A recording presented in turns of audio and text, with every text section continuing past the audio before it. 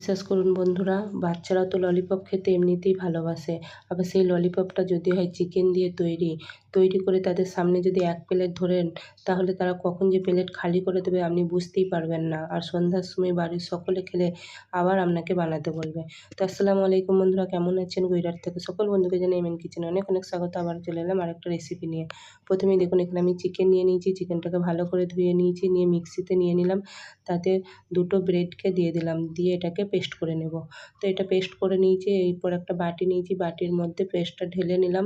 এর মধ্যে পেঁয়াজ কুচি ও লঙ্কা দিয়ে কুচি দিয়ে দিলাম, দিয়ে পরিমাণ মতো লবণ দিলাম, হলুদের গুঁড়ো দিয়ে দিলাম, লঙ্কার গুঁড়ো দিয়ে দিলাম, ধনে জিরে গুঁড়ো দিয়ে দিলাম, আদা রসুনের পেস্ট দিয়ে দিলাম, গ্রিন চিলি সস দিয়ে দিলাম, রেড চিলি সস দিয়ে দিলাম, সয়া সস বা ডার্ক সস দিয়ে দিলাম। এরপর টমেটো কেচাপ বা টমেটো সস দিয়ে দিলাম, দিয়ে সমস্ত কিছু একসাথে ভালো করে মিশিয়ে নেব।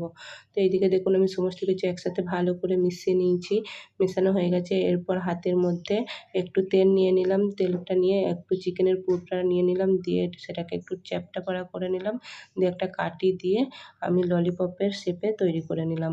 তো একটা তৈরি করা হয়ে গেছে, রেখে দিলাম। আবারও সেমভাবেই চিকেনের পুরটা নিয়ে নিলাম, নিয়ে সেই হাতের তালুর মধ্যে একটু চ্যাপ্টা করে একটা কাঠি দিয়ে আবারও আমি ললিপপের আকারে তৈরি করে নিলাম। তো এইভাবেই সব কটাকেই তৈরি করে নিয়েছি।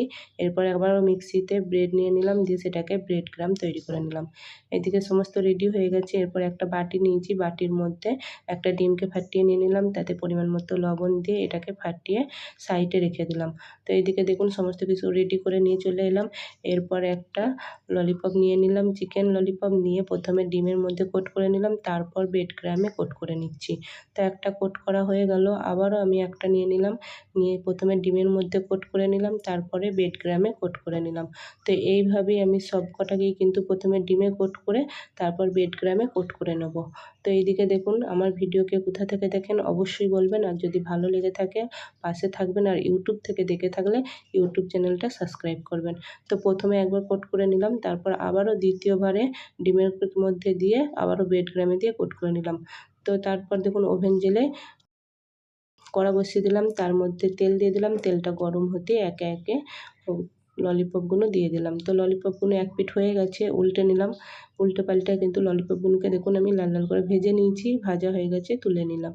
যে কটা বাকি ছিল সেই কটাকেও কিন্তু দিয়ে দিলাম আবারও, দিয়ে আবারও এক পিঠ উল্টে নিলাম, কারণ এক পিঠ হয়ে গেছে। এগুলোকেও কিন্তু উল্টে পাল্টে লাল লাল করে ভেজে নিলাম। তো সব কটাই দেখুন ভাজা হয়ে গেছে, দেখতে কত সুন্দর হয়েছে। এরকমভাবে যদি সাজিয়ে বাচ্চাদের সামনে দেওয়া হয়, তাহলে আর একদমই প্লেট মানে পড়ে থাকবে না, একটাও প্লেট খালি হয়ে যাবে। তো রেসিপিটা কেমন হয়েছে অবশ্যই বলবেন, আর যদি ভালো লেগে থাকে